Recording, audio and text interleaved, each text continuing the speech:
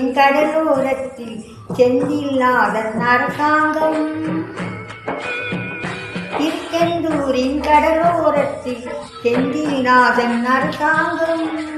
தேடி தேடி வருவோர்க்கெல்லாம் தினமும் போர் தெய்வாம்சம்.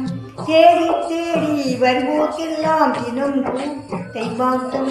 திருச்செந்தூரின் கடலோரத்தில் செந்தில்நாதன் அரசாங்கம்.